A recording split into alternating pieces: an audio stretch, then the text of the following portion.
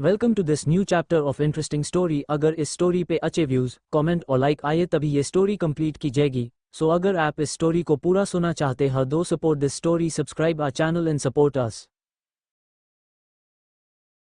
राजवीर अन्वी को लिए ऑफिस से बाहर आता है और उसे लिए मॉल के लिए निकल जाता है। दोनों मॉल पहुंच जाते हैं तो वहां पर विराज, आन्या, शिव, गौरी और आर्यन, शानवी भी वही थे। उन्हें देख राजवीर ने अन्वी को देखा तो उसने मुस्कुरा के कहा, वो सब भी हमारे साथ शॉपिंग करने आए हैं। राजवीर ने कहा, मुझे लगा था कि सिर्फ मैं और तुम ही जा रहे हैं। अन्वी ने कहा, पर उन्हें भी तो शॉपिंग करनी थी तो मैंने उन्हें भी बुला लिया। राजवीर उसकी बात सुनना में अपनी गर्दन हिला देता है। दोनों ही कार से बाहर निकलकर सबके पास आते हैं। चारों लड़कियां तो अपनी ही शॉपिंग की बातों में लग जाती है और मॉल के अंदर चली जाती है, बिना ये जाने कि उनके पति बाहर ही है।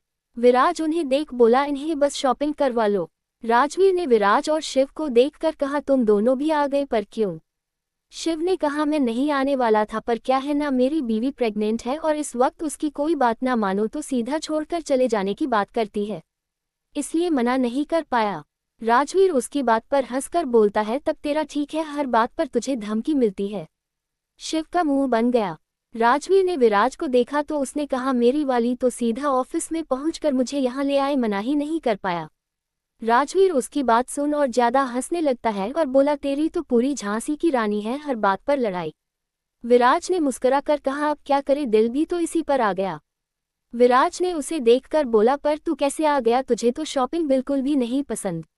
राजवीर ने कहा, अरे अब मेरी बीवी इतनी मासूमियत से अपनी बातें करती है कि मना ही नहीं कर पाता, और वैसे भी सगाई मेरी है तो मैं शॉपिंग पर आ गया। ऐसे बातें करते हुए चारों ही मॉल के अंदर आ जाते हैं।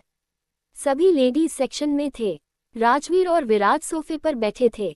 शिव गौरी की ड्रेस सजेस्ट करने में हेल्प कर रहा था। वही आर्यन और शानवी का अपना ही चल रहा था। आर्यन उसे अपने पसंद की ड्रेस दिखा रहा था, वही शानवी उसे मना कर रही थी।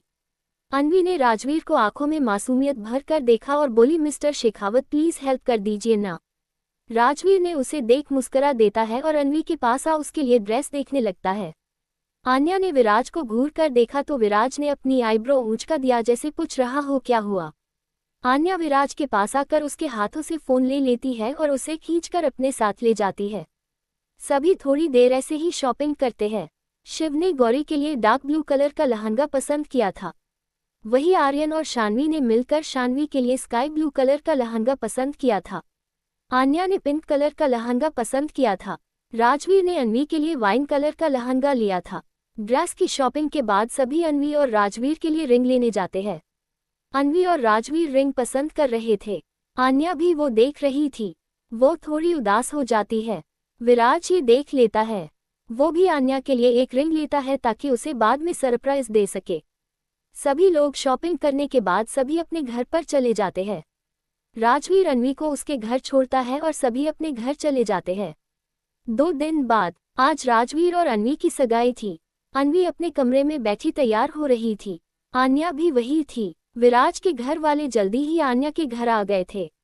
आन्या ने वही पिंक लहंगा पहना था। अन्वी अभी भी रेडी हो रही थी और आन्या उसकी हेल्प कर रही थी। शानवी और गौरी भी वही थी। नीचे हॉल में विराज, शिव और राजवीर बैठे अपनी बीवी का वेट कर रहे थे। आर्यन वहां पर चाट खाता हुआ आया और उन्हें देख बोला, भाई ऐसे क्यों बैठे हो, नीचे ही आएंगी भाभी, आराम से कुछ खा लो। शिव ने उसे देख घूरते हुए कहा, जब तुझे इंतजार करना पड़ेगा ना तब पता चलेगा, जब प्यार होगा ना तब यह इंतजार का पता ही नहीं चलेगा। आर्यन उसकी बात सुन मुस्कुरा देता है, क्योंकि वेट तो वो भी शानवी का कर रहा था। उसे भी शानवी को देखना था। सब वही बैठे थे। तभी गौरी और शानवी दोनों ही नीचे आती है। उन्हें देखकर तो शिव और आर्यन के दिल की धड़कन ही रुक जाती है। दोनों ही उन्हें देखने में बिजी हो जाते हैं। दोनों ही नीचे आकर खड़े हो जाती है। उसके बाद आन्या भी नीचे आती है। विराज तो बस उसे देखता ही रह जाता है। विराज तो आन्या को देख कर ही खोसा जाता है। आन्या राजवीर के पास आ जाती है और बोली, क्या बात है जीजू, बड़ा रेडी होकर आए हैं। राजवीर ने मुस्कुराते हुए कहा, अब तुम्हारी बहन इतना रेडी होगी तो मुझे भी तो थोड़ा मैच करना चाहिए ना उसे। राजवीर ने भी क्रीम कलर का कुर्ता पहना था और उस पर वाइन कलर का जैकेट पहना था। विराज ने व्हाइट कुर्ता और पिंक जैकेट पहना था। शिव ने गौरी से मैच करता हुआ डार्क ब्लू कलर का कुर्ता पहना था। और आर्यन ने भी शान्वी से खुद को मैच करने के लिए स्काई ब्लू का कुर्ता पहना था। विराज ने आन्या से कहा, सिर्फ तुम्हारे जीजू ही तैयार नहीं हुए हैं, हम भी है, थोड़ी तारीफ हमारी भी कर देती। आन्या ने मुंह बनाते हुए कहा, कुछ खास नहीं लग रहे हो। विराज ने मुस्कुराते हुए कहा, पर तुम इतनी अच्छी लग रही हो कि मन कर रहा है दोबारा शादी कर लूं।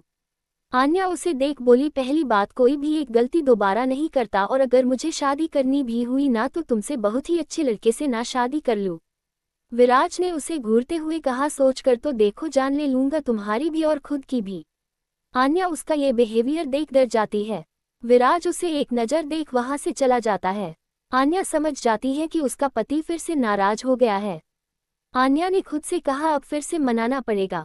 थोड़े टाइम बाद आन्या गौरी शान्वी अन्वी को लिए नीचे आती है। राजवीर तो उसे एकटक देख रहा था। उसके चेहरे की स्माइल ही बता रही थी कि वो कितना खुश है। खुश तो अन्वी भी बहुत थी, उसके चेहरे की मुस्कान ही बता रही थी। राजवीर और आमने सामने खड़े थे। पहले अन्वी ने उसे अंगूठी पहनाई। राजवीर ने उसके सामने घुटनों पर बैठ अन्वी को अंगूठी पहनाई। ये देख सब खुश हो जाते हैं। वही कुछ लड़कियां जो वहां आई थी, उन्हें तो अब अन्वी से जलन होने लगती है। सभी लोग उन्हें बधाई देते हैं। उसके बाद शान्वी और आर्यन दोनों ही डांस फ्लोर पर जाते हैं और डांस करने लगते हैं। फिर शिव भी डांस करने लगता है। गौरी डांस नहीं कर रही थी क्योंकि शिव ने उसे मना किया था। वो वही सोफे पर बैठे सभी को देख एंजॉय कर रही थी। आर्यन और शान्वी राजवीर और अन्वी को भी डांस करने के लिए अपने साथ ले आते हैं। राजवीर डांस नहीं कर रहा था, बस उन्हें देख रहा था। अन्वी सभी के साथ डांस कर रही थी। आन्या को भी सभी डांस के लिए लेके जाते हैं। विराज नहीं जाता तो आन्या थोड़ी उदास हो जाती है। थोड़े टाइम बाद सभी खाना खा लेते हैं। सभी मेहमान जा चुके थे। सभी अपने अपने घर चले जाते हैं। राजवीर भी अपने घर चले जाता है। विराज और उसकी फैमिली भी चले गए थे। आन्या न चाहते हुए भी चली जाती है क्योंकि विराज उससे नाराज था। सिंघानिया मेंशन। सभी घर पहुंचकर अपने अपने रूम में चले जाते हैं क्योंकि सभी थक गए थे। विराज भी अपने रूम में वॉशरूम में चले जाता है। उसे चेंज करना था। आन्या उसे देख रही थी। विराज जब रूम में आता है तो आन्या भी चेंज करने चला जाती है। आन्या जब रूम में आती है तो देखती है कि विराज रूम में नहीं है। वो यहाँ वहाँ देख रही थी, तभी उसने देखा बालकनी का डोर ओपन है।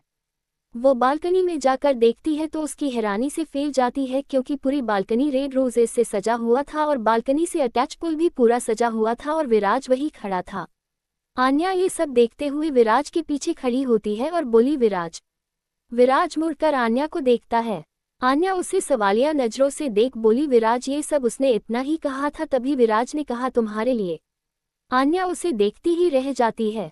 विराज उसके सामने घुटने के बल बैठ जाता है और एक रिंग आगे कर बोला, बीवी, मैंने कभी तुम्हें प्रपोज नहीं किया, ना तुम्हें ये बताया कि मैं तुम्हें कितना प्यार करता हूँ, पर आज मैं तुमसे कहता हूँ, आई लव यू बीवी। शादी तो हमारी हो गई है, इसलिए शादी के लिए तो नहीं पूछूंगा, पर क्या तुम मेरे साथ अपनी जिंदगी खुशी खुशी बिताओगी? क्या मुझे उतना प्यार दोगी जितना मैं तुम्हें करता हूँ? आन्या उसे देख रही थी। अचानक ही उसकी आंखें नम हो गई। विराज खड़ा हो उसके चेहरे को हाथ में भरकर बोला, क्या हुआ बीवी, रो क्यों रही हो? आन्या ने कहा, तुम सच में मुझसे प्यार करते हो? विराज उसके इस सवाल पर हमें अपनी गर्दन हिला देता है। आन्या रोते हुए कहती है, तो दिन में मुझे वो सब क्यों कहा? पता है, मुझे लगा तुम फिर से मुझसे गुस्सा हो गए, और अगर अब तुम मुझसे गुस्सा या नाराज हुए ना तो कह देती हूँ मैं तुम्हें मारूंगी। विराज उसकी बात पर हंसकर उसे गले लगा लेता है और बोला, अब तो जवाब दो बीवी। आन्या ने कहा, अब जवाब क्या देना, जब मुसीबत गले पड़ ही गई है तो अब क्या मना करना। विराज उसे खुद से अलग कर उसे घूरने लगता है। वहीं आन्या खिलखिलाकर हंस देती है। विराज ने अपनी आंखों को छोटी छोटी कर उसे घूरते हुए आन्या की कमर पर अपनी पकड़ कसते हुए कहा, अच्छा मैं तुम्हें मुसीबत लगता हूँ? आन्या ने उसके गले में अपनी बाहें डालकर उसकी आंखों में देखते हुए बोली, नहीं। हाँ, पहले मुसीबत लगते थे पर अब नहीं। अब तुम मुझे अच्छे लगते हो। हाँ विराज, मैं भी तुमसे प्यार करती हूँ, आई लव यू पतिदेव। विराज उसकी आंखों में देख रहा था। आन्या विराज के सामने अपने पंजों पर खड़े हो उसके होठों पर अपने होंठ रख उसे किस करने लगती है। विराज तो जैसे कहीं खो सा जाता है। आन्या आंखें बंद किए विराज को किस कर रही थी, पर आन्या का बैलेंस नहीं बन रहा था, इसलिए वो बार बार हिल रही थी। तभी विराज ने उसकी कमर को कसकर पकड़ लिया और उसे थोड़ा ऊपर उठा देता है। विराज भी आन्या को किस कर रहा था। विराज आन्या को किस करते हुए वही रखे सोफे पर आन्या को लिए बैठ जाता है। विराज सोफे पर बैठा था और आन्या उसकी गोद में बैठी थी। थोड़ी देर किस करने के बाद आन्या और विराज अलग होते हैं। दोनों ही गहरी गहरी सांसें ले रहे थे। विराज आन्या की आंखों में देख रहा था। उसके इस तरह देखने से आन्या शर्मा उसके गले लग जाती है। विराज उसकी हरकत पर हंस देता है और उसे गोद में उठाए कमरे में ले जाता है। उसे बेड पर लेटा देता है। विराज आन्या पर झुक उसकी गर्दन पर किस करने लगता है। आन्या भी उसकी बालों में अपनी उंगलियां चलाने लगती है। विराज धीरे धीरे आगे बढ़ रहा था, पर फिर रुककर आन्या की आंखों में देख बोला, बीवी। आन्या जो अपनी आंखें बंद किए लेटी थी वो विराज को देखने लगी तो विराज ने कहा, क्या मुझे परमिशन है? क्या मैं आगे बढ़ सकता हूँ? आन्या उसे देख अपनी पलकें झपका देती है। विराज मुस्कुरा कर देता है और दोबारा उसे फिर से किस करने लगता है। विराज आन्या से दूर हो अपनी शर्ट निकाल वही फेंक देता है। वापस आन्या पर झुक उसे किस करने लगता है। विराज आन्या को किस के साथ बाइट भी कर रहा था।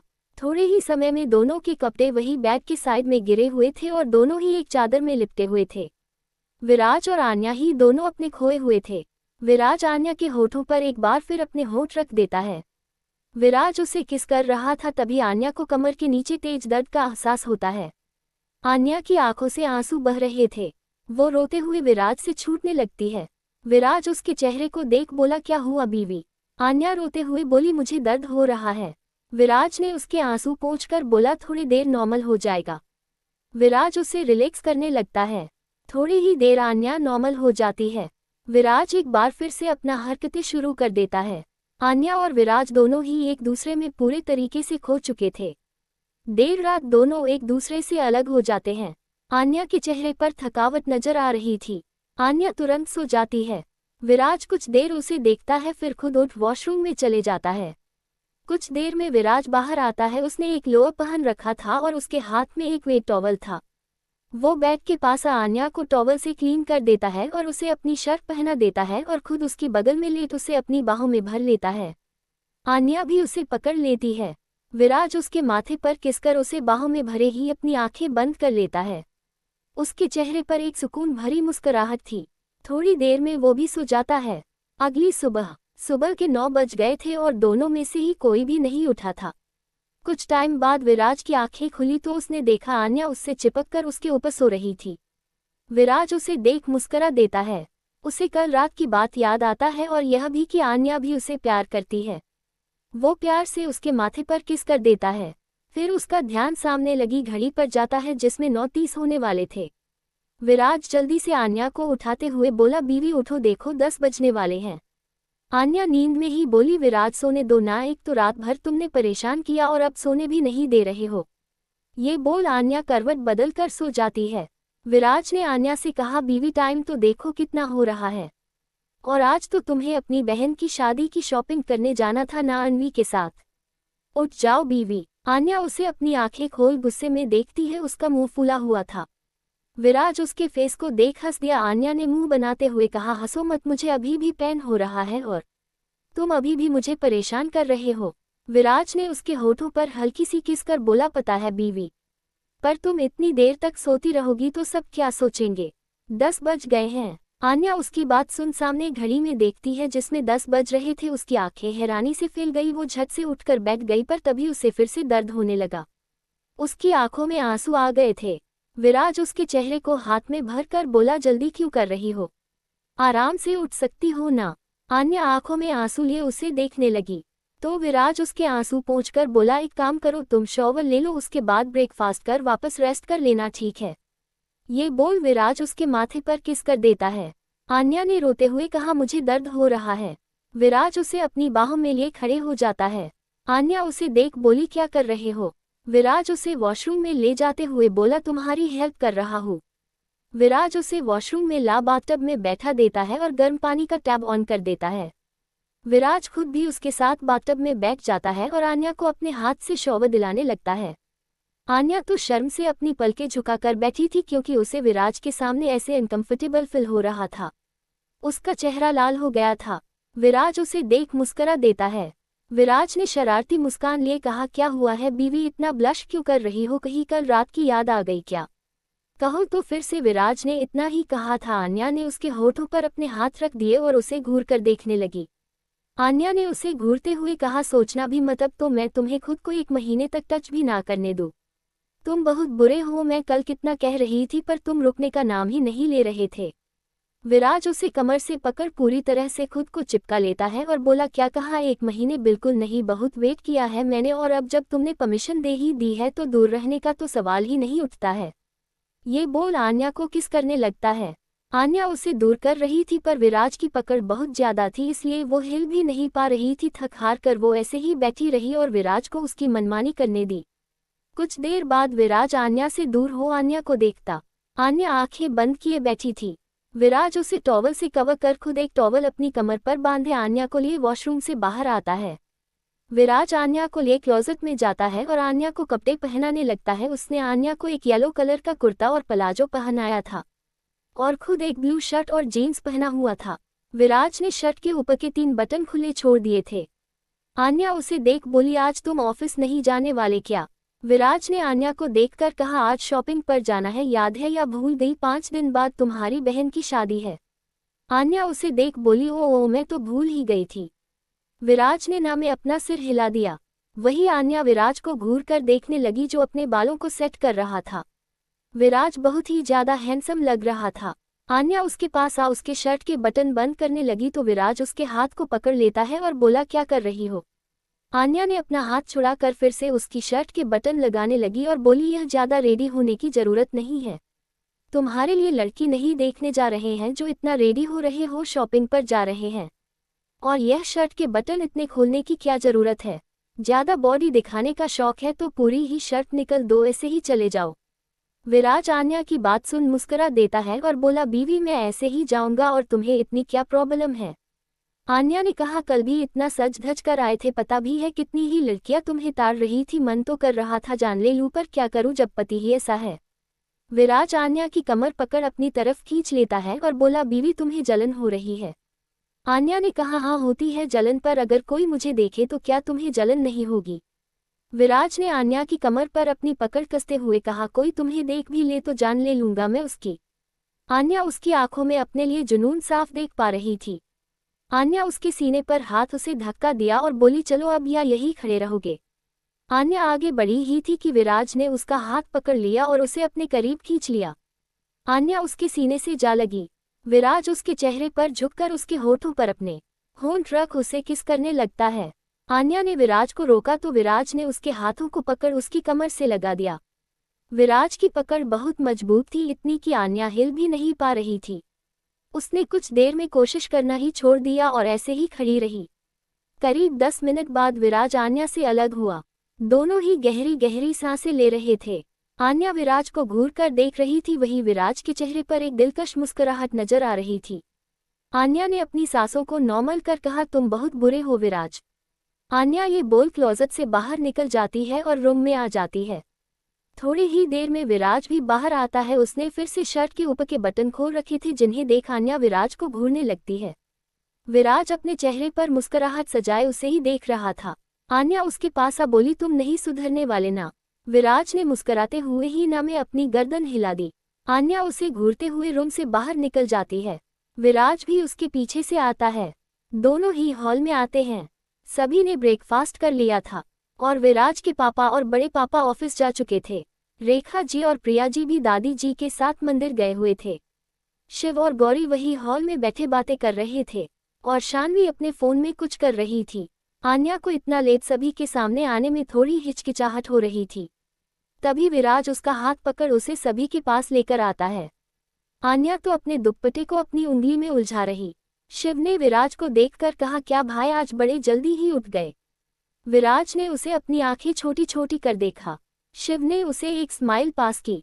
शान्वी भी उनके पास आए और बोली, हाँ भाई आज आप दोनों बहुत लेट हो गए, पता है पापा और चाचू तो ऑफिस भी चले गए और आपको इतना लेट आ रहे हो, याद है ना आज शॉपिंग पर जाना था।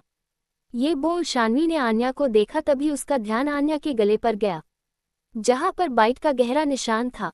उसे देख शान्वी आन्या के पास आ उसके कंधे से अपना कंधा टकराकर बोली, ओह भाभी इसलिए आज इतना लेट हो गया उठने में? आन्या उसे सवालिया नजरों से देखने लगी तो शान्वी उसे देख हंसने लगी। उसे हंसते देख गौरी भी आ गई और उसका ध्यान भी आन्या की गर्दन पर जाता है। वो भी हंस रही थी। आन्या अभी भी दोनों को देख रही थी और बोली, क्या हुआ आप दोनों हंस क्यों रहे हो? गौरी ने अपने फोन का कैमरा ऑन कर आन्या के सामने कर दिया। आन्या ने जब ध्यान से देखा तो उसके गले पर बाइट का मार्क था। आन्या ये देख जल्दी से अपना दुपट्टा अपने गले में डाल लेती है और अपने गले को अच्छे से कवर करने लगती है। दोनों ही हंस रहे थे। वही विराज जो शिव से कुछ बात कर रहा था, उसका ध्यान आन्या पर जाता है जो अब उसे घूर रही थी। विराज ने अपनी एक आईब्रो उचकाते हुए उसे इशारा किया तो आन्या जल्दी से अपने रूम की तरफ भाग गई। उसे जाता देख गौरी और शान्वी का हंसन और तेज हो जाता है। विराज उन दोनों को सवालिया नजरों से देखता है तो शान्वी ने कहा, जाए भाई आज आपकी क्लास लगेगी। गौरी ने भी हंसते हुए कहा, हाँ विराज भैया आज तो आपकी बीवी आपको छोड़ेगी नहीं। ये बोल वो दोनों फिर से हंसने लगते हैं। विराज उन दोनों को घूर कर देखता है फिर अपने कमरे में चले जाता है। वही वो दोनों अभी भी हंस रही थी जिसे देख शिव ने उसे घूरते हुए कहा, क्या बात है इतना क्यों हंस रही हो तुम दोनों। दोनों ने ही ना में अपनी गर्दन हिला दी और बात करते हुए बाहर निकल गई। शिव ने दोनों को देखना में अपना सिर हिला दिया और दोनों के पीछे ही वो भी घर से बाहर निकल गया। वो सभी कार में बैठ मॉल के लिए निकल जाते हैं क्योंकि राजवीर, अनवी और आर्यन तीनों ही उन्हें वही मिलने वाले थे। आन्या रूम में मिरर के सामने खड़े विराज को कोस रही थी। विराज रूम में आया और उसे पीछे से ही गले लगा कर बोला, क्या हुआ बीवी ऐसे रूम में क्यों आ गई और वो दोनों क्या बोल रही थी तुम्हें। आन्या पीछे मुड़ी और विराज को घूरते हुए उसके सीने पर हाथ उसे धक्का दे दिया। विराज उसका धक्का देने से 2 कदम पीछे हट गया और आन्या को देख बोला, क्या हुआ बीवी अब किस बात से गुस्सा हो। आन्या ने विराज को घूरते हुए अपना उंगली अपनी गर्दन पर बाइट मार्क पर रख विराज को देखने का इशारा किया तो विराज ने उसे देखा और हैरानी से बोला, अच्छा तो ये बात है, पर बीवी यह कोई गुस्सा होने वाली बात तो नहीं है। आन्या गुस्से से अपनी आंखें बंद कर खोला और विराज को घूरते हुए बोली, विराज मेरा दिमाग खराब मत करो, मुझे पहले ही गुस्सा आ रहा है। तुमने मुझे पहले क्यों नहीं बताया कि मेरी गर्दन पर बाइट का मार्क दिख रहा है। विराज ने उसे कमर से होल्ड करते हुए कहा, बीवी मैंने सच में पहले ध्यान नहीं दिया, सॉरी, आगे से ध्यान रखूंगा। आन्या उस छूट कर मुड़ गई और मिरर में देख अपने मार्क को हाइड करने लगी। विराज ने उसे पीछे से ही अपनी बाहों में भर कर बोला, गुस्सा हो बीवी। आन्या ने कुछ नहीं कहा तो विराज उसकी गर्दन पर किस करते हुए बोला, नाराज हो क्या बीवी, बोलो ना। आन्या मुड़ी और मुंह बनाते हुए बोली, मुझे भूख लगी है। विराज उसकी इस अदा पर मुस्कुरा देता है और उसके माथे पर किसकर बोला, चलो पहले कुछ खा लो फिर मॉल भी जाना है। दोनों ही नीचे आए और ब्रेकफास्ट करने लगे। वैसे तो ब्रेकफास्ट का टाइम नहीं था पर फिर भी आन्या जल्दी जल्दी खा रही थी जिसे देख विराज मुस्कुराते हुए कहा, बीवी इतनी भी क्या जल्दी है, आराम से खाओ, खाना भागा थोड़ी ना जा रहा है। आन्या ने खाते हुए कहा, तुम्हें क्या पता मुझे कितनी भूख लगी है। ये बोल आन्या फिर से खाने लगी। विराज उसे देख मुस्कुरा देता है और अपना खाना खाने लगता है। ब्रेकफास्ट कर दोनों थोड़े ही समय में मॉल के लिए निकल जाते हैं। मॉल में राजवीर और अनवी एक कार में थे, वही आर्यन दूसरी कार से आया था। उसी के सामने शिव की कार भी रुकी, उसमें से शिव, गौरी और शान्वी बाहर निकले। सभी कार से बाहर आते हैं। राजवीर ने शिव को देखते हुए कहा, विराज कहाँ है, दिख नहीं रहा है। शिव ने राजवीर से कहा, कुछ देर में आ जाएगा। वही अनवी, गौरी और शान्वी तो बातों में लग गई थी और आर्यन वो तो सिर्फ शान्वी को देख रहा था। तभी एक और कार वहां रुकी, उसमें से विराज और आन्या बाहर आते हैं। विराज तो राजवीर और शिव के पास चला गया। आन्या तो गर्ल्स के ग्रुप में चली जाती है। आन्या के जाते ही शान्वी ने कहा, क्या बात है भाभी, इतना टाइम कैसे लग गया आने में, हम तो कब का पहुंच गए थे। आन्या समझ रही थी कि वो अभी भी उसे छेड़ रही, उसने कोई जवाब नहीं दिया और अपनी नजरें झुका ली। उसे ऐसे देख सभी हंसने लगे। थोड़े ही समय में सभी मॉल के अंदर एक शॉप पर थे। सभी अनवी के लिए लहंगा देख रहे थे जो उसे अपनी शादी में पहना था, पर अनवी को कोई भी लहंगा पसंद नहीं आ रहा था। राजवीर उसके पास आ बोला, क्या हुआ जान, कुछ पसंद नहीं आया। अनवी ने ना में सिर हिला दिया। राजवीर ने उसका चेहरा अपने हाथों में भर कर बोला, कोई ना, तुम बाकी के फंक्शन के लिए देख लो, वेडिंग लहंगा हम बाद में देख लेंगे। अनवी ने हाँ में अपना सिर हिला दिया और बाकी के फंक्शन के लिए अपने कपड़े देखने लगी। कुछ ही देर में सभी ने शॉपिंग की और मॉल में ही बने रेस्टोरेंट में चले गए। सभी ने लंच बाहर करने का ही सोचा था और वैसे भी लंच टाइम हो गया था। राजवीर और अनवी एक साथ बैठे थे और उसी के बगल में आन्या और विराज बैठे थे। सामने की चेयर पर शिव और गौरी बैठे थे और उसी के बगल में शान्वी और आर्यन। सभी ने खाना ऑर्डर किया और अपने ऑर्डर का वेट करने लगे। राजवीर और अनवी तो बातों में लगे थे। वही विराज बार बार आन्या को परेशान कर रहा था क्योंकि आन्या मान नहीं रही थी। शिव और गौरी तो अपने में लगे थे। आर्यन तो शान्वी से बातें कर रहा था, पर शान्वी तो उसकी बातों से परेशान हो चुकी थी। कुछ ही देर में सभी का ऑर्डर आ जाता है। शिव और गौरी तो दोनों एक दूसरे को खिला रहे थे। विराज ने आन्या को खिलाने के लिए चम्मच आगे किया तो आन्या ने मुंह बनाते हुए मुंह मोड़ अपना खाना खाने लगती है। राजवीर भी अन्वी को खिला रहा था। आर्यन और शान्वी तो अपना अपना खाना खा रहे थे। सभी खाना खा ही रहे थे, तभी पीछे से किसी की आवाज आई। शिव। सबने मुड़कर देखा तो सामने एक लड़की खड़ी थी जिसने ब्लैक कलर की मिनी ड्रेस पहनी थी और दुनिया भर का मेकअप किया हुआ था। वो आगे बढ़ शिव को गले लगा उसके गाल पर किस कर देती है। सभी उसे देख रहे थे। राजवीर ने कहा, शनाया तुम यहाँ? विराज ने भी कहा, हाँ शनाया, तुम तो अस गई थी, वापस कब आई? ये थी शनाया, शिव, राजवीर और विराज की दोस्त। वो शिव के बगल में जो चेयर खाली थी वही बैठ जाती है। राजवीर और विराज दोनों को ही हेलो कहा। वही सारी लड़कियां तो उसे हैरानी से देख रही थी। विराज ने सभी को शनाया को ऐसे देखते हुए पाया तो बोला, ये शनाया है, हमारी कॉलेज फ्रेंड। शनाया ने सभी को हेलो कहा। राजवीर ने शनाया को सभी से मिलवाते हुए कहा, शनाया यह अन्वी है, मेरी होने वाली बीवी, और यह अन्या अन्वी की बहन और विराज की वाइफ। ये गौरी शिव की वाइफ और यह शान्वी शिव और विराज की बहन। राजवीर ने सभी को इंट्रोड्यूस करवाया। उसके बाद तीनों ही शनाया से बातें कर रहे थे। वही सभी उन्हें देख रहे थे, पर गौरी तो उन्हें घूर रही थी क्योंकि शनाया ने शिव के हाथ को पकड़ कर रखा था। गौरी को बुरा लग रहा था, उसकी आंखें नम हो गई थीं। उसने खड़े होते हुए कहा, शान्वी मुझे घर जाना है, मेरी तबीयत ठीक नहीं लग रही। शान्वी ने खड़े हो कहा, क्या हुआ भाभी, आप ठीक तो है ना? गौरी ने हाँ में अपना सिर हिला दिया तो शिव ने भी उसकी फिक्र करते हुए कहा, क्या हुआ बेबी, तुम ठीक तो हो ना? नहीं मुझे कुछ नहीं हुआ, बस घर जाना है। शिव उसे अपने साथ ले जाते हुए बोला, तुम सब घर आ जाना, मैं जा रहा हूँ। ये बोल शिव उसे ले वहां से निकल जाता है। राजवीर ने शनाया को देखकर कहा, अच्छा अब हम चलते हैं, और तुम शादी में तो आ रही हो ना? शनाया ने हाँ कहा और बाकी सभी भी वहां से निकल गए। शनाया उन्हें जाता देख अपने चेहरे पर गुस्से वाले एक्सप्रेशन लाते हुए बोली, शिव तुमने शादी कर ली, पर कोई नहीं, तुम सिर्फ मेरे हो, मैं तुम्हें पाकर रहूंगी। दूसरी तरफ शिव कार ड्राइव कर रहा था, पर उसका ध्यान गौरी पर ही था। उसने कहा, क्या हुआ, परेशान हो? गौरी ने कहा, कुछ नहीं। शिव ने उसके फेस एक्सप्रेशन देख बोला, तुम्हें बुरा लगा शनाया ने मेरा हाथ पकड़ा तो? अरे यार वो सिर्फ मेरी दोस्त है। गौरी ने रोते हुए कहा, वो अगर सिर्फ तुम्हारी दोस्त है तो उसने तुम्हें किस क्यों किया, तुम्हारा हाथ क्यों पकड़ रखा था? बोलो। शिव ने गाड़ी साइड में लगाया और उसका चेहरा अपने हाथ में पकड़ बोला, ऐसा कुछ नहीं है, वो सच में मेरी दोस्त है, तुम्हें कुछ भी ऐसा वैसा नहीं सोचना चाहिए। ये बोल शिव उसे गले लगा लेता है। वो रो रही थी। शिव को पता था कि गौरी कितनी नर्म दिल की है, उसमें बहुत ही मासूमियत है, वो कोई भी बात अपने दिल से लगा लेती थी। शिव ने उसे चुप करवाया और उसका मन हल्का करने के लिए बोला, जान आइसक्रीम खाओगी? गौरी ने मुस्कुराकर कहा, हाँ। उसका दिल भी कुछ हल्का हो गया था। दोनों ही एक आइसक्रीम पार्लर में जाते हैं और दोनों आइसक्रीम खाकर घर के लिए निकल जाते हैं। राजवीर अन्वी को घर छोड़ देता है और विराज आन्या और शान्वी को घर ले जाता है। आर्यन भी घर चले जाता है। अगला दिन अन्वी जब सोकर उठती है तो देखती है सामने एक बहुत ही खूबसूरत डिजाइनर लहंगा था जो रेड और गोल्डन कॉम्बिनेशन में था। उसका डिजाइन बहुत ही यूनिक था, इतना कि कोई भी उसे देखे तो देखता ही रह जाए।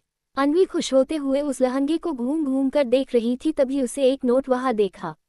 उसने उसे अपने हाथ में लिया और उसे पढ़ने लगी। उसमें लिखा था, यह मेरी जान के लिए।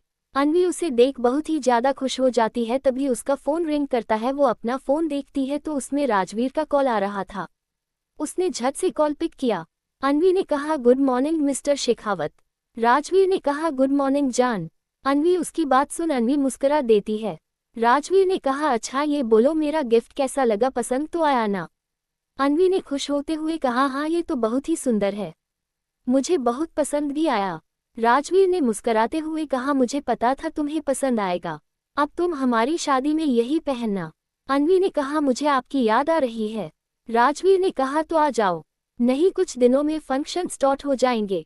अन्वी ने कहा, ठीक है नहीं आता, वैसे भी कल हमारी मेहंदी फंक्शन है, उसके बाद संगीत, फिर हल्दी और उसके बाद शादी।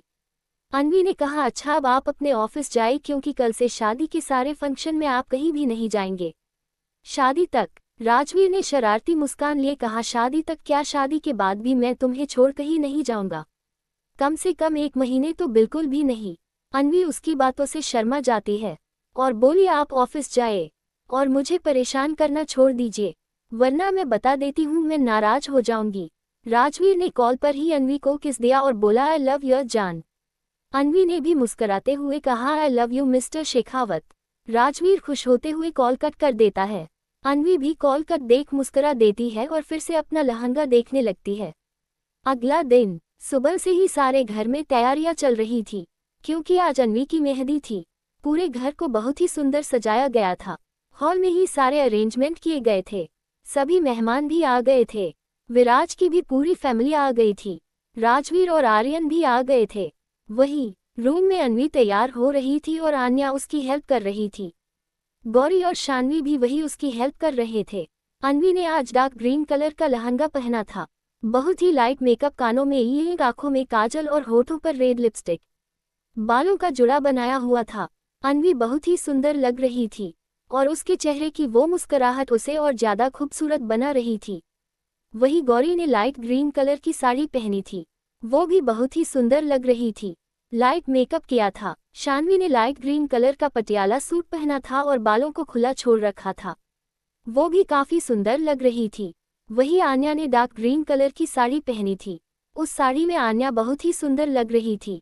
उसने अपने बालों का एक जुड़ा बनाया हुआ था, कानों में झुमके, होठों पर पिंक लिपस्टिक, आंखों में काजल। आन्या बहुत ही प्यारी लग रही थी। थोड़े ही समय में तीनों ही अन्वी को लिए हॉल में आते हैं। राजवीर, विराज और शिव वही बैठे बातें कर रहे थे और आर्यन उन्हीं के पास बैठे खा रहा था। जब चारों ही उन्हें आते देखते हैं तो देखते ही रह जाते हैं। राजवीर ने अन्वी से मैचिंग डार्क ग्रीन कुर्ता पजामा पहना था। विराज ने भी डार्क ग्रीन कलर का कुर्ता पजामा पहना था। शिव और आर्यन ने लाइट ग्रीन कुर्ता पहना था। चारों ही मुस्कुराते हुए उन्हें देख रहे थे। आन्या ने अन्वी को मेहंदी वाली के पास बैठा दिया और बोली, मेरी दी को सबसे सुंदर मेहंदी लगाना। वो मेहंदी आर्टिस्ट मुस्कुरा देती है और अन्वी की मेहंदी स्टार्ट कर देती है। आन्या दूसरी तरफ के सोफे पर बैठकर मेहंदी लगवा रही थी। गौरी और शान्वी भी मेहंदी लगवा रही थी। करीब 2 घंटे बाद सभी की मेहंदी लग चुकी थी। सभी डांस कर रहे थे। आन्या, शान्वी, आर्यन तीनों ही डांस कर रहे थे। शिव गौरी के पास बैठ उसे खाना खिला रहा था, क्योंकि उसने काफी टाइम से कुछ नहीं खाया था। विराज तो एकटक आन्या को देख रहा था। तभी आन्या उसके पास आए और उसे अपने साथ डांस करने के लिए ले गई। विराज पहले तो मना करता है, फिर वो भी सभी के साथ डांस करने लगता है। राजवीर अन्वी के पास चला जाता है और उसके बगल में बैठ अन्वी का हाथ पकड़कर अन्वी की मेहंदी देखने लगता है। अन्वी उसके इस तरह देखने से मुस्कुराते हुए उसे देख रही थी। राजवीर ने मुस्कुराते हुए कहा, बहुत ही सुंदर मेहंदी है, देखना रंग भी उतना ही गहरा आएगा इस मेहंदी का। अन्वी उसकी इस बात पर मुस्कुरा देती है। अन्वी ने कहा, पहले आप इसमें अपना नाम ढूंढ कर दिखाए। राजवीर ने मुस्कुराते हुए कहा, अगर नहीं ढूंढ पाया तो? अन्वी ने कहा, तब आपको मुझे एक गिफ्ट देना पड़ेगा। राजवीर ने कहा, अच्छा तब ठीक है, और यह बोल वो एक जगह अपनी उंगली से इशारा करते हुए बोला, ये रहा मेरा नाम। मेहंदी में लिखा था राजवीर की अन्वी। ये नाम देख राजवीर की मुस्कुराहट और बढ़ गई थी। शनाया भी वहां आई हुई थी और पूरे टाइम शिव से ही चिपकने की कोशिश कर रही थी, जिस वजह से आज भी गौरी का मूड ऑफ हो गया था। ऐसे ही मेहंदी का फंक्शन खत्म हुआ। अगला दिन, आज संगीत था। पर्पल कलर की ड्रेस पहनी थी। सभी बहुत खुश थे। अन्वी और राजवीर के चेहरे की मुस्कुराहट तो जाने का नाम ही नहीं ले रही थी। सभी बहुत ही एंजॉय कर रहे थे। शान्वी और आर्यन तो जैसे डांस के नाम पर कंपटीशन कर रहे थे, दोनों ही बहुत ही जोश में डांस कर रहे थे। विराज और आन्या भी डांस कर रहे थे। राजवीर और अन्वी भी यह सब बहुत ही एंजॉय कर रहे थे और बहुत ही क्यूट सा कपल डांस कर रहे थे। शिव गौरी के साथ ही बैठा था, तभी शनाया उसके पास आकर उसे डांस के लिए ले गई। शिव और शनाया को डांस करता देख गौरी को बहुत ही बुरा फील हो रहा था। शनाया बहुत ही क्लोज हो शिव के साथ डांस कर रही थी, जिसे देख गौरी को बुरा लग रहा था, इसलिए वो उठ एक रूम की तरफ बढ़ गई। रेखा जी ने उसे देखकर कहा, क्या हुआ बेटा, तुम अभी कहाँ जा रही हो? गौरी ने अपने आंखों में आ रहे आंसुओं को कंट्रोल कर बोली, वो मां, मेरी तबीयत ठीक नहीं लग रही है, क्या मैं थोड़ी देर रेस्ट कर लूं? रेखा जी को भी लगा शायद इस हालत में उसे इतने समय बैठने से प्रॉब्लम हो रही है, इसलिए उन्होंने उसे जाने को कहा। गौरी तुरंत एक रूम में चली गई और डोर बंद कर डोर से लग रोने लगी। हालांकि वो जानती थी कि शिव ऐसा नहीं है, पर फिर भी उसे बुरा लग रहा था। और कुछ तो उसकी प्रेगनेंसी की वजह से हो रहे मूड स्विंग की वजह से भी वो इमोशनली बहुत ही वीक हो गई थी। गौरी ऐसे ही कमरे में बैठे रो रही थी, तभी किसी ने डोर नॉक किया। उसने जल्दी से अपने आंसू पोंछकर डोर खोला तो सामने शिव खड़ा था और मुस्कुराते हुए उसे देख रहा था। पर उसकी लाल आंखें देख वो घबराते हुए बोला, क्या हुआ जाना, तुम रो क्यों रही हो? उसने अपने आंसू को कंट्रोल कर बोला, ऐसी कोई बात नहीं है, बस मुझे वॉमिटिंग हो रही थी जिस वजह से मेरी आंखें हल्की लाल हो गई, बस और कोई बात नहीं है। उसकी बात उसे तसल्ली हुई और रूम के अंदर आते हुए बोला, चलो पहले कुछ खा लो, बहुत देर से भूखी बैठी हो, मेरा बेबी वीक हो जाएगा। शिव ने अपने साथ लाई खाने की प्लेट टेबल पर रख देता है और फिर उसका हाथ पकड़ उसे लेकर आता है और उसे अपनी गोद में ही लिए सोफे पर बैठ जाता है। शिव ने उसे जूस का ग्लास गौरी के होठों के पास ला बोला, ये लो पहले जूस पियो। गौरी ने अपना सिरनामे हिला दिया तो शिव ने उसे देख उसके पेट पर हाथ रख बोला, हेलो बेबी, मैं आपका पापा। वो क्या है ना, आपकी मम्मा कुछ खा नहीं रही है तो आप उन्हें बताओ कि आपको भूख लगी है।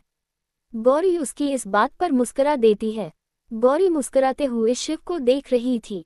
शिव अपनी बातें जारी रख बोला, क्या बेबी, आपने कहा कि आपको कुछ जूस पीना है, ठीक है मैं आपकी मम्मा को बोल देता हूँ। गौरी मुस्कुराते हुए अभी भी उसे देख रही थी। शिव ने उसकी तरफ देखकर कहा, देखो जाना, मेरे बेबी को भूख लगी है और उसे जूस पीना है तो बिना किसी भी नखरे किए पिलो, समझी, नहीं तो बेबी गुस्सा हो जाएगा। गौरी शिव के गाल पर किसकर बोली, आप दुनिया की सबसे बेस्ट हस्बैंड हो। शिव ने मुस्कुराकर उसके होठों पर हल्की किस करके कहा, और तुम दुनिया की बेस्ट वाइफ, और अब हम दुनिया के बेस्ट पेरेंट्स भी बनेंगे। जब हमारा बेबी आएगा हम उसे बहुत प्यार देंगे। गौरी ने मुस्कुराकर हाँ में अपना सिर हिला दिया। शिव ने उसे अपने हाथों से जूस पिलाया और फिर उसे खाना खिलाने लगा। गौरी भी ऐसे ही उसकी गोद में बैठे खा रही थी और दोनों आपस में ही बातें करते हुए मुस्कुरा रहे थे। वही डोर पर खड़ी शनाया उन दोनों को देख गुस्से से भर गई थी। उसने अपनी मुठिया कस ली थी।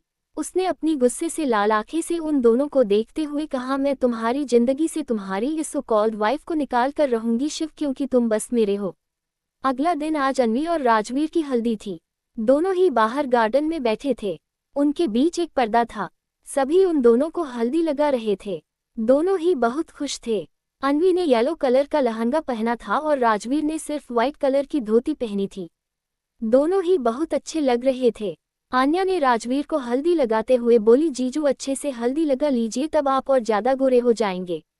राजवीर उसकी बात सुन मुस्कुरा देता है। हल्दी का फंक्शन खत्म हुआ, सभी अपने अपने रूम में चले गए थे। अनवी और राजवीर अब शादी तक एक दूसरे को नहीं देख सकते थे, इसलिए दोनों एक दूसरे को हल्दी नहीं लगा पाए थे, पर फिर भी दोनों खुश थे।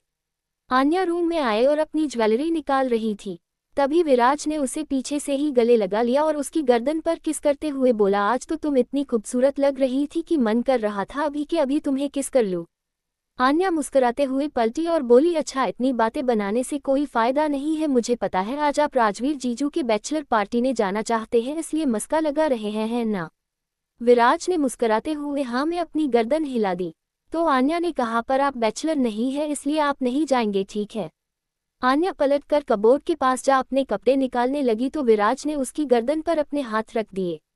आन्या सिहर उठी क्योंकि विराज के हाथों में हल्दी थी जो आन्या को बहुत ही ठंडी लग रही थी। आन्या ने अपने बढ़ती धड़कनों को कंट्रोल करते हुए कहा, ये क्या कर रहे हो? विराज ने अपना हाथ नीचे ले जाते हुए अपना हाथ आन्या की पेट पर रख उसे अपने करीब खींच लिया और उसके कानों में कहा, हमारी हल्दी नहीं हुई थी इसलिए आज अपना रंग तुम पर चढ़ा रहा हूँ। आन्या की तो सांसें रुक सी गई थी। विराज अपने हाथ कभी उसके कंधे तो कभी उसके चेहरे पर घुमा रहा था। उसने अपने साथ लाई कटोरे की पूरी हल्दी आन्या को लगा दी। विराज ने आन्या को अपनी ओर पलटा और अपना कुर्ता निकाल वही फेंक दिया और आन्या को गले लगा लिया। आन्या को लगी पूरी हल्दी अब विराज को लगाने लगी थी। विराज अपने गाल उसके गालों से रब कर रहा था। दोनों अब पूरी तरह से हल्दी में लिपटे थे। वही विराज अब आन्या को किस करने लगा था और ऐसे ही लिए उसे वॉशरूम की ओर बढ़ गया। विराज ने आन्या को शॉवर के नीचे खड़े कर शॉवर ऑन कर दिया। शॉवर ऑन होते ही उन दोनों पर शॉवर का ठंडा पानी पड़ रहा था। दोनों अभी भी एक दूसरे में खोए हुए थे। दोनों की किस बहुत ही पैशनेट थी। काफी देर बाद विराज आन्या के होठों को छोड़ उसकी गर्दन और कंधों पर किस करने लगा। आन्या ने अपनी बढ़ती सांसों को नॉर्मल करते हुए कहा, विराज क्या कर रहे हो, छोड़ो मुझे बाहर जाना है। विराज ने उसकी गर्दन पर बाइट कर दिया। आन्या की दर्द से एक आह निकल गई। विराज ने उसे किस करते हुए ही कहा, नहीं तुम कहीं नहीं जा रही और वैसे भी फंक्शन खत्म हो गया है, इसलिए बहाना मत बनाओ और मेरा साथ दो। आन्या ने कहा, पर विराज अभी हमें कोई भी बुलाने आ सकता है, प्लीज अभी चलो।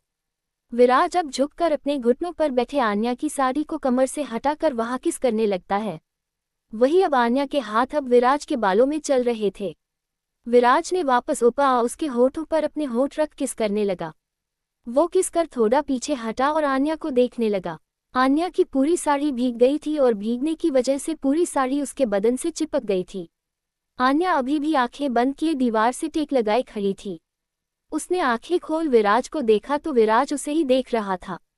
आन्या मुस्कुराते हुए तुरंत पलट गई। विराज मुस्कुराते हुए एक बार फिर उसकी तरफ बढ़ा और पीछे से ही उसकी गर्दन पर किस करने लगा। उसने उसकी ब्लाउज की डोरी खोल दी और उसकी पीठ पर किस करने लगा। आन्या का ब्लाउज सिर्फ डोरियों से टिका हुआ था और डोरी खुलते ही उसका ब्लाउज आगे की ओर खिसक गया। आन्या ने अपने दोनों हाथों से ब्लाउज को आगे से पकड़ लिया। विराज ने उसके दोनों हाथों को अपने हाथ से पकड़ लिया तो उसका ब्लाउज नीचे गिर गया। आन्या ने फिर से कहा, प्लीज विराज मत करो ना। विराज ने उसे अपनी ओर पलटा और उसकी गर्दन पर किस करते हुए बोला, नहीं बीवी कब नहीं प्लीज। विराज ने उसकी साड़ी भी निकाल दी। विराज उसे हर जगह किस और बाइट कर रहा था। आन्या भी अब विराज का पूरा साथ दे रही थी।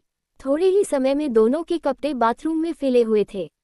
दोनों की सांसों का शोर बाथरूम में गूंज रहा था। आन्या की आहें उसे और ज्यादा मदहोश कर रही थी। करीब एक बाद विराज और आन्या बाथरूम से बाहर आए। विराज ने एक टॉवल अपनी कमर पर लपेट रखा था, वहीं आन्या ने अपना बाथरोब पहना हुआ था।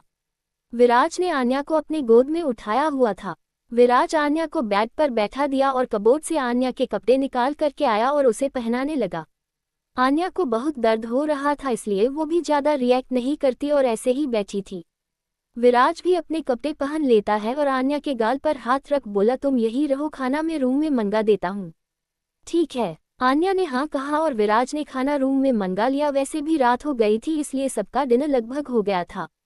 दोनों ने अपना खाना खाया और विराज आन्या को अपनी बाहों में लिए लेट गया। दोनों ही कुछ देर में सो गए। अगली सुबह आज शादी का दिन था, जिसका राजवीर और अनवी दोनों ने ही बहुत इंतजार किया था। राजवीर अपने कमरे में तैयार हो रहा था और शिव, आर्यन और विराज वही थे, उसकी हेल्प कर रहे थे। तीनों ने ही डार्क ब्लू कलर के कुर्ता पजामा पहना था। राजवीर ने क्रीम और गोल्डन कॉम्बिनेशन में शेरवानी पहनी थी, जो उस पर बहुत ही अच्छी लग रही थी। वही दूसरे रूम में अनवी तैयार हो रही थी। उसने वही लहंगा पहना था जो राजवीर लेकर आया था। उस लहंगे में वो बहुत खूबसूरत लग रही थी। अपने बालों का जुड़ा बनवाया था और पूरे रेड रोजेस उसके जुड़े में लगे हुए थे। चेहरे पर न्यूड मेकअप और होठों पर गहरी रेड लिपस्टिक, वो बहुत ही प्यारी लग रही थी। वही आन्या ने डार्क ब्लू कलर का लहंगा पहना था और बालों को खुला छोड़ा था। हल्का मेकअप और होठों पर लिपस्टिक, वो भी बहुत प्यारी लग रही थी। गौरी ने डार्क ब्लू कलर में साड़ी पहनी थी। वही शानवी ने लहंगा पहना था। कुछ ही देर में अनवी और राजवीर मंडप में थे। उनकी शादी की विधि चल रही थी। फिर उनके फेरे हुए और बाद में राजवीर ने अनवी की मांग में सिंदूर भरा। सिंदूर उसके माथे से होते हुए उसकी नाक पर गिर गया। राजवीर ने फिर उसे मंगलसूत्र पहनाया। दोनों की शादी बहुत ही अच्छे से हुई थी। वो दोनों बहुत खुश थे। दोनों ने सभी का आशीर्वाद लिया। राजवीर अपने जूते ढूंढने लगा, पर वो उसे कहीं मिले नहीं तो उसने मुस्कुराते हुए आन्या की तरफ देखा और बोला, साली साहिबा मेरे जूते। आन्या ने हंसते हुए कहा, अरे जीजू, वो तो पहले आपको नेक देना होगा, तब मिलेंगे। अब ये तो मेरा हक है ना, दीजिए मेरा गिफ्ट। राजवीर ने मुस्कुराते हुए कहा, क्या चाहिए? विराज ने आगे आते हुए कहा, इतना अच्छा तुम्हें पति मिला है, अब और क्या चाहिए? आन्या ने उसे घूर कर देखा तो विराज मुस्कुरा दिया। राजवीर ने एक इन्वेलप निकाल कर आन्या के हाथ में रख दिया और बोला, ये रहा तुम्हारा नेक। आन्या ने मुस्कुराते हुए वो इन्वेलप लिया और राजवीर को उसके जूते दे दिए। सभी का खाना पीना होने के बाद बारी आए अनवी की विदाई की। सभी काफी इमोशनल हो गए। अनवी भी रो रही थी। अनवी के मम्मा पापा और आन्या सभी के आंखों में आंसू थे। अनवी अपने पापा के गले लग रो रही थी। आखिर वो अपने पापा से ही सबसे ज्यादा अटैच्ड थी। उसके पापा ने उसे गले लगा कर कहा, बच्चा रो क्यों रहे हो? शादी के बाद विदाई होती है, इसमें क्या रोना, और कौन सा घर दूर है, आ जाना। अनवी अभी भी रो रही थी। आर्यन ने आगे आकर कहा, भाभी इतना क्या रो रही हो आप? अरे मैं और आप रोज यहाँ आ जाएंगे खाना खाने, क्योंकि आपकी मम्मा खाना बहुत ही टेस्टी बनाती है। उसने यह बात थोड़ी मजाकिया अंदाज में कहा था। शानवी ने आगे आकर कहा, तुम्हें तो बस खाने से मतलब है, एक खा खाकर भैंस बन जाओगे। उसकी बात सुन सभी हंसने लगे। अन्वी के चेहरे पर मुस्कुराहट आ गई थी। आर्यन ने शानवी को घूरते हुए कहा, तू कुछ ज्यादा नहीं बोलती छिपकली। शानवी उसे देख मुंह बनाकर रेखा जी के पास जा खड़ी हो गई। रेखा जी ने हंसते हुए कहा, अब बस तुम दोनों बचे हो, अब तो तुम दोनों की भी शादी कर देनी चाहिए। आर्यन तो उनकी यह बात सुन शर्मा गया। वही शानवी ने नाराज होते हुए कहा, माँ मुझे शादी नहीं करनी। रेखा जी ने उसके सिर पर मारते हुए कहा, सबकी शादी हो गई है। अन्वी तुम्हारी उम्र की है, उसकी भी शादी हो गई है, और आन्या तो तुमसे भी छोटी है, उसकी भी शादी हो गई, एक तुम हो। सभी हंसने लगे। फिर दिनेश जी ने अन्वी को कार में बैठा दिया। राजवीर भी कार में बैठ चुका था। आर्यन आगे पैसेंजर सीट पर बैठ गया। कार स्टार्ट हो गई। राजवीर अन्वी को लेकर जा चुका था। उसके के तो कोई मेहमान नहीं थे, और जो मेहमान भी थे वो अन्वी की फैमिली के थे। बाकी मेहमान भी अब चले गए थे। अब सिर्फ विराज की फैमिली और आन्या की फैमिली ही थी। उन्होंने भी विदा लिया और अपनी अपनी कार में बैठ गए। विराज के पापा, बड़े पापा, माँ, बड़ी माँ और दादी एक कार में निकल गए थे। विराज आन्या को लेकर निकल गया। शिव की कार में शिव ड्राइविंग सीट पर बैठा, शानवी बैक सीट पर बैठ गई। गौरी आगे बैठने को हुई, तभी जल्दी से आगे शनाया शिव के बगल में बैठ गई। गौरी उसे देख रही थी तो शनाया ने झूठी मुस्कान सजाए हुए कहा, वो मेरी गाड़ी खराब हो गई है तो शिव मुझे भी अपने साथ घर के चलो। शिव ने मुस्कुराते हुए हाँ में सिर हिला दिया। गौरी फिर उदास मन से पीछे शानवी के साथ बैठ गई।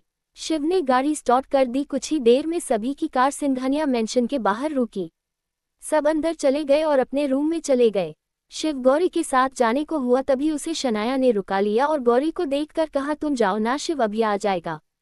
गौरी ने शिव को देखा तो उसने कहा, जाना तुम जाओ, मैं अभी आता हूँ। गौरी वहां से रूम में चली गई। शनाया शिव के पास आ बोली, क्या तुम मुझे मेरा रूम दिखा दो। शिव ने हाँ में सिर हिला दिया और उसे लिए गेस्ट रूम की ओर बढ़ गया। शिव ने शनाया को गेस्ट रूम के बाहर छोड़ा और जाने को हुआ तो शनाया ने उसका हाथ पकड़कर कहा, अरे इतनी भी क्या जल्दी है, कुछ देर बात कर लो। वो शिव का हाथ पकड़ उसे रूम में ले आए और बेड के पास दोनों खड़े थे। शिव ने अपना हाथ छुड़ाते हुए कहा, नहीं शनाया, मुझे अभी रेस्ट करना है, हम सुबह बात करते हैं। उसी समय गौरी बाहर दरवाजे पर खड़ी दिखी तो अचानक ही शनाया ने शिव का हाथ पकड़ उसे अपने साथ बेड पर खींच लिया। दोनों ही बेड पर थे। शनाया बेड पर थी, वही शिव उसके ऊपर था। गौरी ने उसी समय दोनों को देखा। उसकी आंखों से आंसू बहने लगे। वो जल्दी से वहां से चली गई। शिव भी जल्दी से बेड से उठा और अपने रूम की ओर बढ़ गया। वही गौरी किचन में चली गई थी, वो वहीं बैठे रो रही थी। तभी वहां शनाया आए और गौरी को देख बोली, क्या हुआ गौरी, तुम रो क्यों रही हो। गौरी ने कोई जवाब नहीं दिया और जाने लगी तो शनाया ने पीछे से ही कहा, क्या हुआ, कुछ कहना नहीं है। कोई बात नहीं, मैं ही तुम्हें बता देती हूँ कि शिव तुमसे नहीं मुझसे प्यार करता है, और वो भी अभी से नहीं, कॉलेज टाइम से। उसने तो मुझे प्रपोज भी किया था और हम रिलेशन में भी थे, पर क्या है ना, अभी उसकी शादी हो गई, इसलिए बस तुम्हारे सामने वो ऐसे रिएक्ट करता है, बट वो अभी भी मुझे प्यार करता है, तभी तो अभी रूम में तुमने देखा ही होगा ना। गौरी उसकी बात सुन रो रही थी। वो शॉक्ड रह गई थी। उसे विश्वास नहीं हो रहा था कि शिव उसे नहीं अभी भी शनाया को प्यार करता है। वो पूरी तरह से टूट गई थी। वो अपने रूम की ओर भाग गई। गौरी रोते हुए रूम में पहुंची और जल्दी से वॉशरूम में जाकर जल्दी से डोर लॉक कर देती है। वही शिव जो बेड पर बैठे उसी का वेट कर रहा था, उसे देख वो जल्दी से डोर के पास जाता है और डोर नॉक कर बोला, जाना, क्या हुआ, तबीयत ठीक नहीं है क्या, क्या हुआ है, कुछ कहो ना। वो लगातार डोर नॉक कर रहा था। वही अंदर गौरी मुंह पर अपना हाथ रखे रो रही थी। शिव ऐसे ही डोर नॉक कर रहा था। कुछ देर में गौरी ने डोर ओपन किया और बाहर आई। उसने बाथरोब पहन रखा था। उसे देख शिव उसे कसकर गले लगा लिया। शिव ने बेचैन होते हुए कहा, क्या हुआ जाना, तुम अंदर क्या कर रही थी और डोर क्यों नहीं ओपन कर रही थी, और ऐसे अचानक अंदर क्यों चली गई, कुछ बोलो भी, क्या हुआ है। गौरी उसके सीने पर हाथ रख उसे खुद से दूर करती है और धीरे से बोली, कुछ नहीं हुआ है, बस थकावट हो रही है, प्लीज मुझे रेस्ट करने दो। ये बोल गौरी उसे खुद से दूर कर देती है और बेड पर जाकर लेट गई।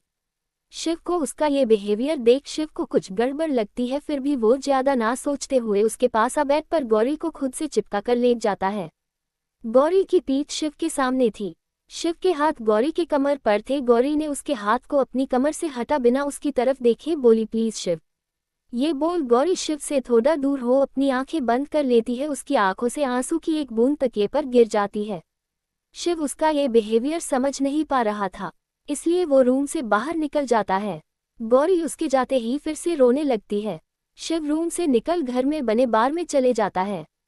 विराज, जिसने शिव को बार की तरफ जाते देखा तो वो भी उसके पीछे चले जाता है। वहां जाकर विराज अंदर आ नजारा देख हैरान रह जाता है, क्योंकि शिव ड्रिंक कर रहा था, जबकि शिव कभी भी ड्रिंक नहीं करता था, चाहे कुछ भी क्यों ना हो जाए, पर आज वो ड्रिंक कर रहा था। विराज उसके पास जा बोला, यह क्या कर रहा है, तू तो ड्रिंक नहीं करता है ना। तो फिर शिव ने पहली बार ड्रिंक किया था, जिस वजह से उसे थोड़े में ही नशा हो चुका था। उसने विराज से कहा, कुछ नहीं यार, बस दिल में दर्द हो रहा है। क्यों, क्या हुआ है? विराज ने हैरान होते हुए कहा, जाना मुझसे बात नहीं कर रही, मुझे देख भी नहीं रही है, मुझे मेरी गलती तो बताए। पर वो कुछ नहीं बोल रही है। शिव ने उदास होते हुए कहा, बस इतनी सी बात पर तू ड्रिंक कर रहा है यार, वो प्रेग्नेंट है इसलिए उसके मूड स्विंग होते रहते हैं, इसलिए शायद वो ऐसे ही बिहेव कर रही होगी। तू तो सीरियस हो गया, चल अब, विराज ने उसे समझाते हुए कहा। विराज ने उसे खड़ा कर दिया तो शिव उसे गले लगा कर बोला, नहीं यार वो बात ना करे, ऐसा कभी नहीं होता, जरूर कोई बात है। फिर उसने भरे गले से कहा, अगर वो मुझसे दूर हुई ना तो मैं सच में मर जाऊंगा। विराज ने उसे खुद से दूर कर गुस्से से उसे घूरते हुए बोला, अब और कोई बकवास की ना, तो सच कहता हूँ, अभी के अभी बड़ी माँ को बुलाऊंगा और कहूंगा तुझे 4-5 थप्पड़ मारे, क्योंकि तेरा दिमाग खराब हो गया है। और यह क्या मरने और छोड़कर जाने की बात कर रहा है, पागल हो गया है, वो कहीं नहीं जा रही है, समझा। ये बोल विराज शिव को संभालते हुए उसके रूम में लाता है। गौरी सो चुकी थी, इसलिए विराज ज्यादा आवाज ना करते हुए उसे बेड पर लेटा रूम से बाहर निकल जाता है। शिव भी गौरी को कसकर पकड़ लेता है और कुछ देर में सो जाता है। विला, राजवीर और अनवी डोर पर खड़े थे और आर्यन उनकी वेलकम की तैयारी कर रहा था। हालांकि उसे कुछ पता नहीं था, फिर भी वो यूट्यूब पर देखकर सारी तैयारी कर रहा था। राजवीर और अनवी उसे देख मुस्कुरा रहे थे। फाइनली 15 मिनट तक राजवीर और अनवी को खड़े करने के बाद आर्यन ने सारी तैयारी कर लिया और उसने एक आरती की थाल ली और दोनों को तिलक लगाया और फिर उनकी आरती उतार अनवी को चावल का कलश गिराकर आलते की थाल में पैर रख घर में आने को कहता है। अनवी की बात सुन मुस्कुराते हुए वैसे ही करती है। घर के अंदर अचानक उसकी आंखें नम हो जाती है। उसे वो दिन याद आता है जब राजवीर उसे शादी कर इस घर में लाया था। उस टाइम उसका गृह प्रवेश नहीं हुआ था। राजवीर उसका चेहरा देख समझ जाता है और उसे गले लगा कर बोला, सॉरी जान, पर मैं पास्ट को चेंज नहीं कर सकता, प्लीज माफ कर दो जान। अनवी ने मुस्कुराते हुए कहा, ऐसी बात नहीं, बस ऐसे ही। आर्यन ने दोनों का मूड ठीक करने के लिए कहा, अरे भाई अब क्या रात यही वेस्ट करोगे, जल्दी से भाभी को गोद में उठा लो और रूम में ले जाओ। राजवीर उसकी बात सुन उसे घूर कर देखने लगा और अनवी तो शर्म से अपना चेहरा झुका लेती है। आर्यन उन्हें देख हंसने लगा और अपने रूम की तरफ भागते हुए बोला, भाई मेरे जाने के बाद उठा लेना। वो अपने रूम में चला गया। अनवी भी मुस्कुराते हुए रूम की तरफ जाने को हुई, तभी राजवीर ने उसे अपनी गोद में उठा लिया। वो उसे लिए रूम की ओर बढ़ गया। दोनों के चेहरे पर एक मुस्कुराहट थी। राजवीर उसे अपनी गोद में लिए ही रूम में आता है। डोर खोलकर दोनों जब अंदर आते हैं तो रूम की डेकोरेशन देख हैरान रह जाते हैं। अनवी तो डेकोरेशन देख खुश हो जाती है, पर राजवीर को हैरानी होती है क्योंकि उसने तो कुछ कहा ही नहीं था ऐसा डेकोरेशन करने के लिए। पर उसे समझते देर नहीं लगी कि यह सब आर्यन ने किया है। राजवीर अनवी को लिए रूम में आता है और उसे बेड पर बैठा देता है और झुककर उसके माथे पर किस कर देता है और बोला, जान जाओ चेंज कर लो, काफी देर से ऐसे इतना हैवी लहंगा पहना है तुमने। ये बोल राजवीर अनवी से थोड़ा पीछे हट जाता है। राजवीर जाने को हुआ तभी अनवी उसका हाथ पकड़ रोक लेती है। राजवीर अनवी को देखने लगा, वही अनवी भी राजवीर को देख रही थी। राजवीर ने उसका हाथ पकड़ बोला, क्या हुआ जान। अनवी बेड पर घुटनों पर खड़ी हो गई थी। वो राजवीर को देख रही थी, उसे अपनी बात कहनी थी पर वो कुछ कह नहीं पा रही थी। उसे हिचकिचाहट महसूस हो रही थी। राजवीर ने दोबारा पूछा, क्या हुआ। अनवी कुछ सोचते हुए बेड से नीचे उतर गई और वॉशरूम में चली गई। अनवी को कुछ न नहीं बोलना राजवीर को हैरान कर गया था। वो भी ज्यादा ना सोचते हुए दूसरे रूम में फ्रेश होने चला गया। अनवी शॉवर लेकर आई तो रूम में कोई नहीं था। अनवी समझ गई कि राजवीर दूसरे रूम शॉवर लेने गया है। वो जल्दी से क्लोजेट में चली गई। कुछ देर में राजवीर रूम में आया तो अनवी अभी भी रूम में नहीं आई थी। राजवीर जाकर बेड पर बैठ गया। वैसे तो उसे यही लग रहा था कि अनवी को अभी भी थोड़ा वक्त चाहिए, इसलिए उसने तो कुछ ज्यादा सोचा ही नहीं था। तभी क्लोजेट का डोर ओपन हुआ। डोर की आवाज सुन राजवीर डोर की तरफ देखता है तो अन्वी ने डार्क पिंक कलर की नाइटी पहनी थी। उसने हल्का मेकअप किया था, होठों पर लिपस्टिक लगाई थी। वो काफी हॉट लग रही थी। राजवीर तो उसे देख जैसे कहीं खो गया था। अन्वी राजवीर के पास आए और बेड पर राजवीर के पास बैठ गई। उसकी पलकें झुकी हुई थी, उनसे इतना कुछ कर तो लिया पर अब उसे घबराहट हो रही थी। राजवीर उसे देख मुस्कुरा कर बोला, जान अगर इस तरह मेरे सामने आओगी तो मैं कंट्रोल खो दूंगा, फिर तुम्हारे रोकने से भी नहीं रुकूंगा। अन्वी उसे देख बोली, मत रुकिए। राजवीर जो अभी तक अपनी बातें हंसी में बोल रहा था, अन्वी की ऐसी बातें सुन राजवीर उसे देखता ही रह गया। राजवीर ने उसे देखते हुए कहा, क्या कहा जान तुमने? अन्वी ने अपनी पलकें झुकाई ही हाँ में सिर हिला दिया। राजवीर उसका जवाब सुन हैरान रह गया, पर अगले ही पल उसके चेहरे पर मुस्कुराहट खिल गई। उसने अन्वी को कमर से पकड़ अपनी तरफ खींचा और उसके चेहरे पर अपना एक हाथ रख बोला, सच जान। अन्वी ने शर्म से अपनी पलकें झुका ली और मुस्कुराहट उसके चेहरे पर भी थी, जिसे देख राजवीर समझ गया था कि अन्वी का जवाब क्या है।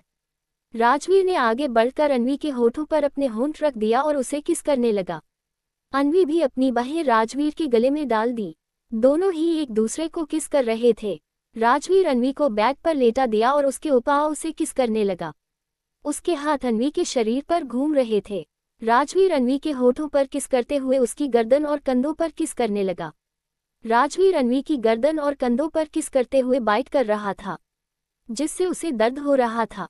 दर्द से उसकी आहें निकल रही थी, जो राजवीर को और ज्यादा एक्साइटेड कर रहा था। राजवीर वाइल्डली उसे किस और बाइट करने लगा। अन्वी के हाथ की पकड़ भी राजवीर की पीठ पर कस गई। राजवीर अन्वी से थोड़ा दूर कर अपनी टी शर्ट निकालकर बैग के नीचे फेंक देता है। राजवीर के हाथ अब अन्वी के कपड़े निकालने में लगे हुए थे। थोड़े ही समय में राजवीर ने अपने और अन्वी के सारे कपड़े निकाल दिया। राजवीर अन्वी को दोबारा से किस करने लगा।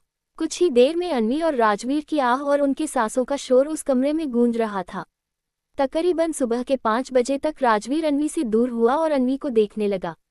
अन्वी के चेहरे पर थकावट और दर्द दोनों दिख रहा था।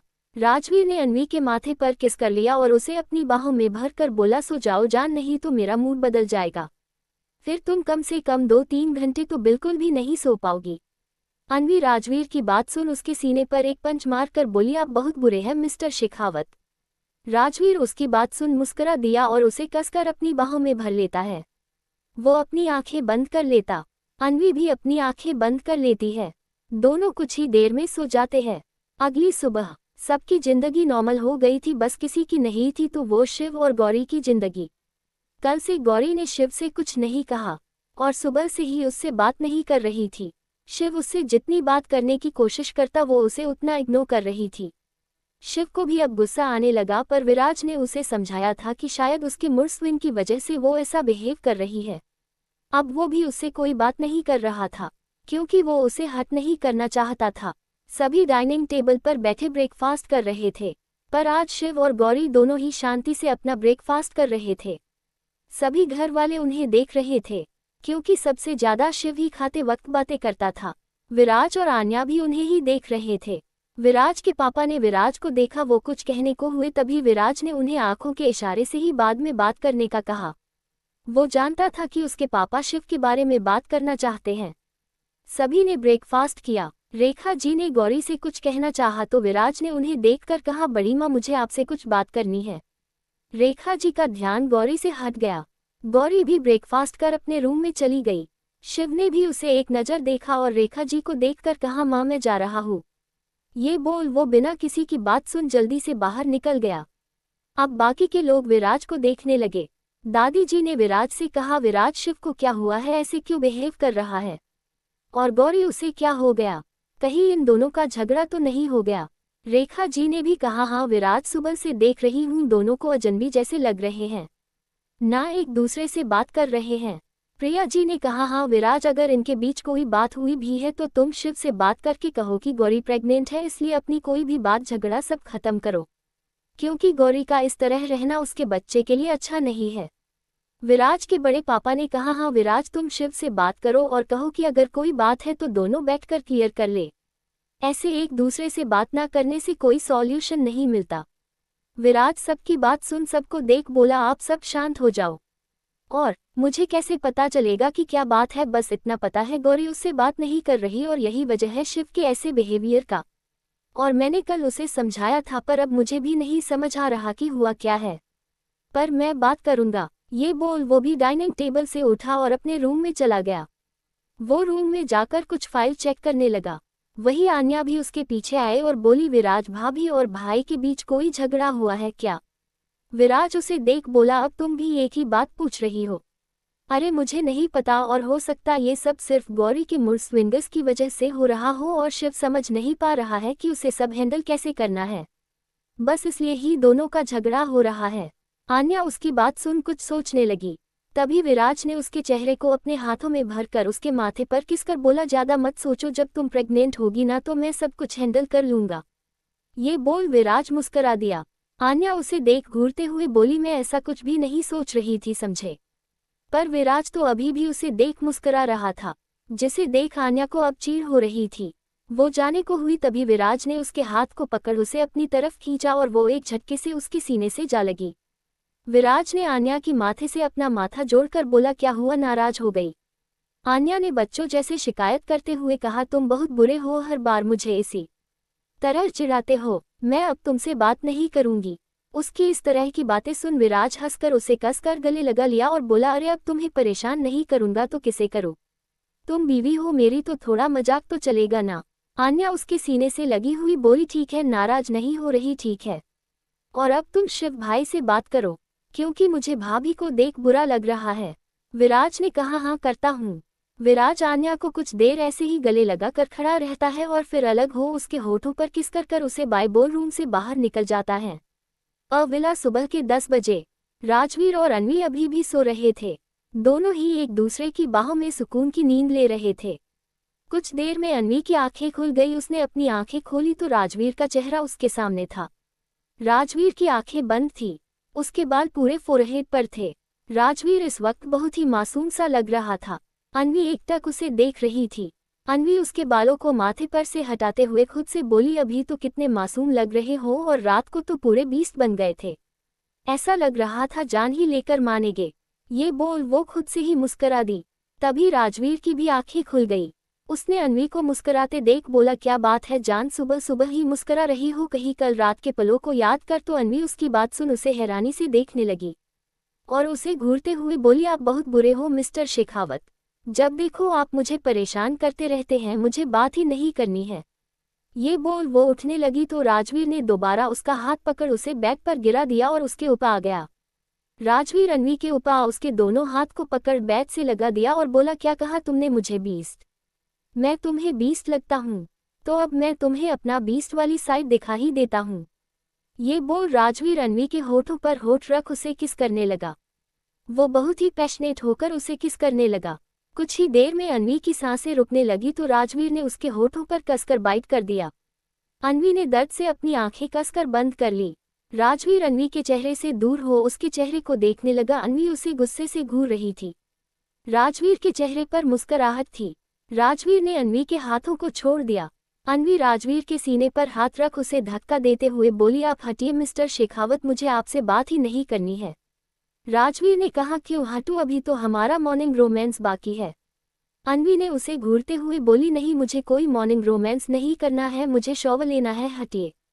राजवीर ने कहा, ये तो और भी अच्छा है, मॉर्निंग शॉवर रोमांस कर लेते हैं।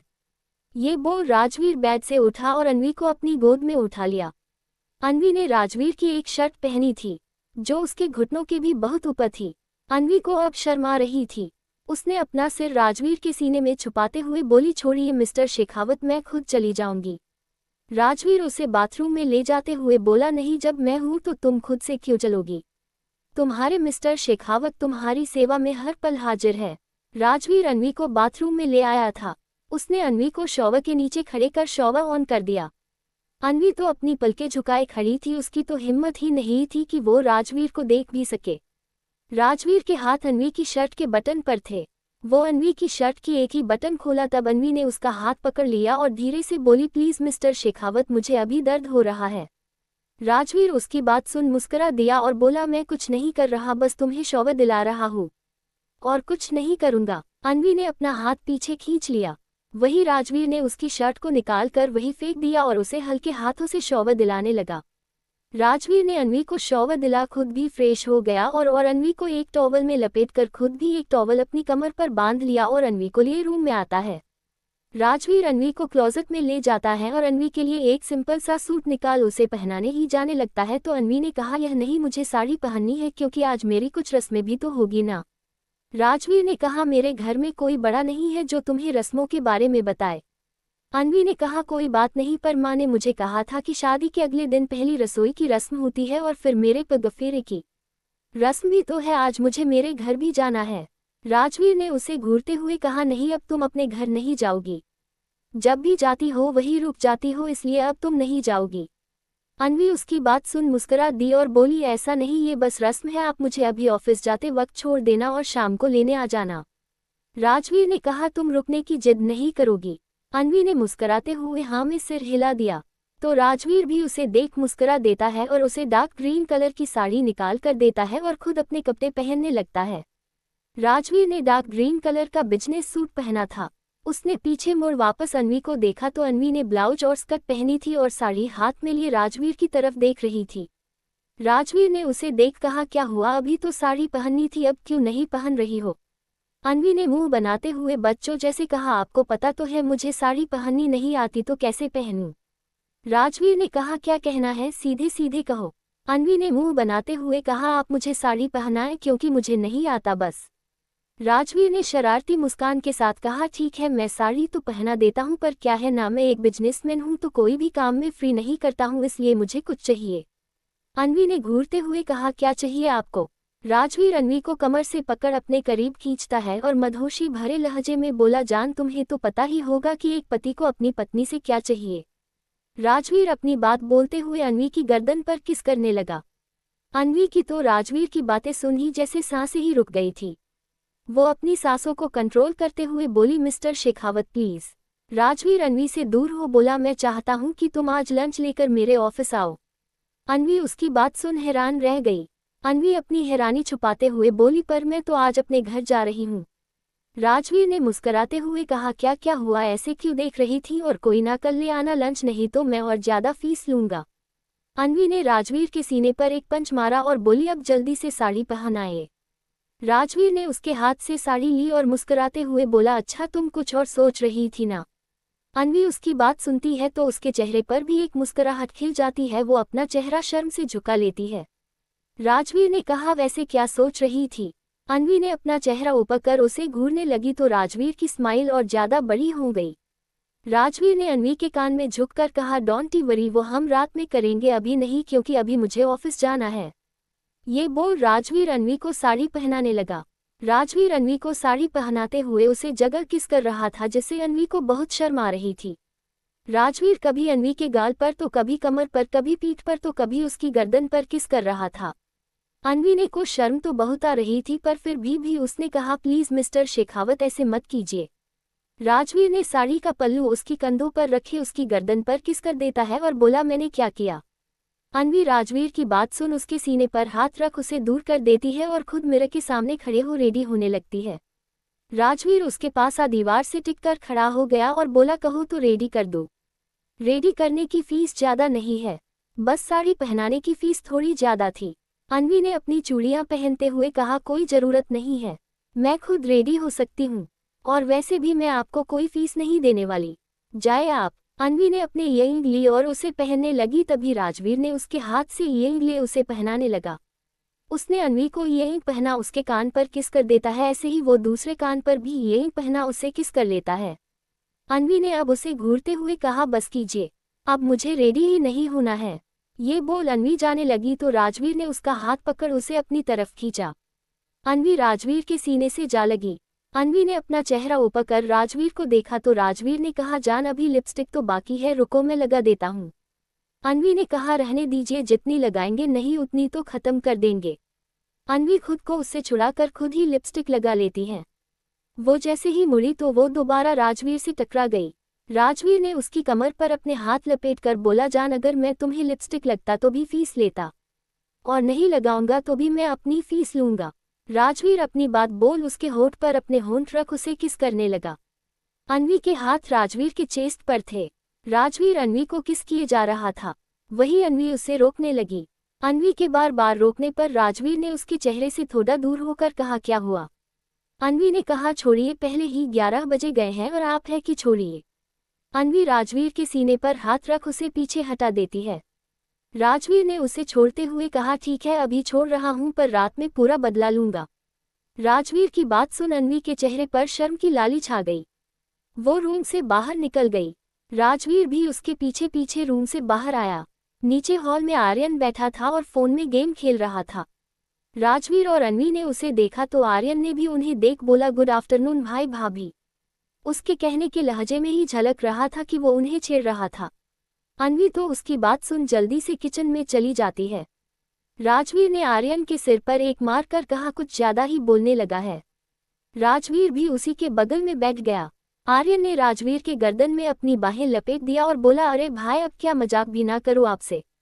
राजवीर ने आर्यन के गाल पर हल्का सा मारते हुए कहा, बहुत बिगड़ गया है, आंटी सही कहती है, अब तेरी भी शादी कर देनी चाहिए। आर्यन ने खुश होते हुए उसे कसकर गले लगा लिया और बोला, सच भाई, तब तो जल्दी ही करा दो। उसकी बात सुन राजवीर के चेहरे पर भी मुस्कुराहट आ गई। आखिर आर्यन उसके लिए उसके छोटे भाई से ज्यादा उसके बच्चे जैसा था। राजवीर ने अपनी मुस्कुराहट को कम करते हुए कहा, बस कर, अब छोड़ मुझे। आर्यन ने राजवीर को छोड़ दिया और बोला, भाई आपको एक इम्पोर्टेंट बात कहनी थी। राजवीर ने कहा, बोल, अब क्या तेरा इम्पोर्टेंट काम है। आर्यन ने कहा, भाई गांव से दादी की कॉल आई थी, कह रही थी एक बार बहू को लेकर आने को, इसलिए आपको गांव जाना पड़ेगा और उनकी तबीयत भी थोड़ी खराब है, तो आप और भाभी चले जाओ। तभी अन्वी भी किचन से बाहर आई। उसने राजवीर से पूछा, कहाँ जाना है। राजवीर ने कहा, वो कुछ दिन के लिए राजस्थान जाना होगा हमें, मेरे गांव दादी जी की तबीयत ठीक नहीं है।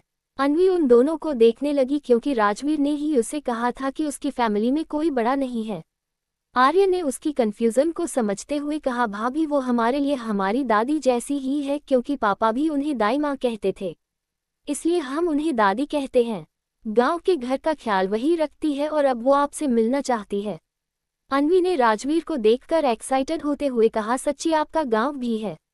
अब तो मैं भी जाऊंगी, मेरा भी बहुत मन था एक बार गांव जाने का, पर मैं तो कभी गई ही नहीं हूँ। तो कब जा रहे हैं हम। अन्वी के चेहरे पर खुशी झलक रही थी। राजवीर ने उसे इतना खुश होते मुस्कुरा कर कहा, जाएंगे, बस 2 दिन बाद शिव और गौरी की एनिवर्सरी है, उसके बाद जाएंगे। अन्वी ने खुश होते हुए कहा, ठीक है, और किचन में चली गई। किचन से बाहर आई तब उसके हाथ में एक ट्रे थी जिसने 2 कटोरी थी। आर्यन ने उसे देख बोला, भाभी आज आपने कुछ बनाया है क्या।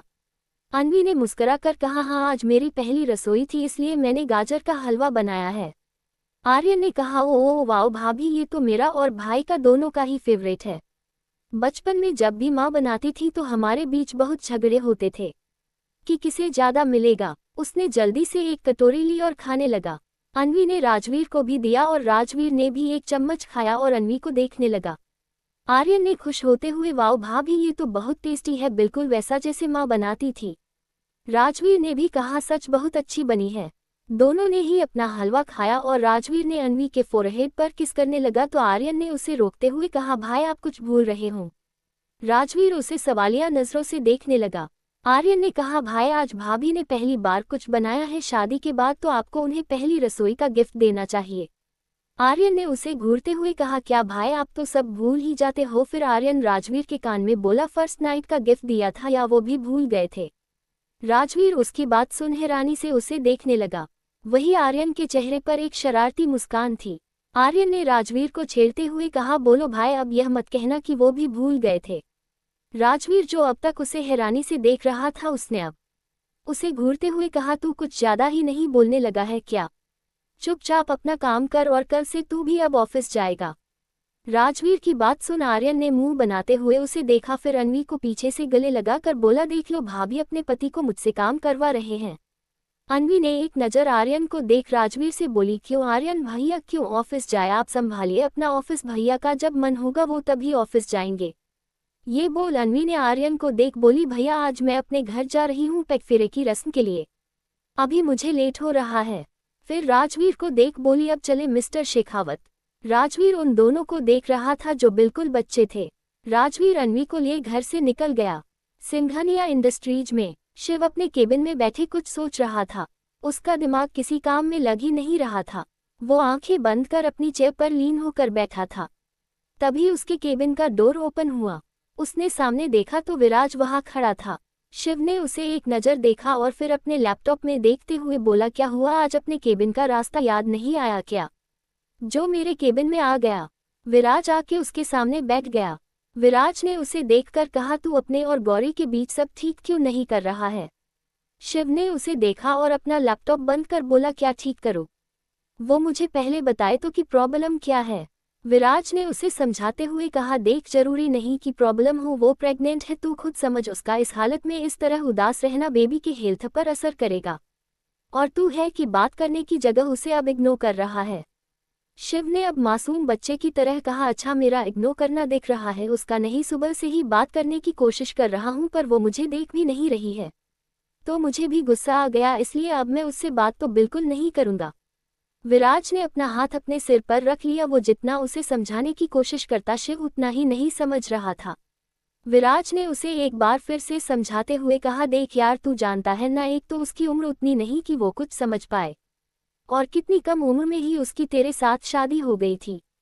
सिर्फ 19 साल की थी वो, और अब भी उसकी उम्र सिर्फ 21 हुई है।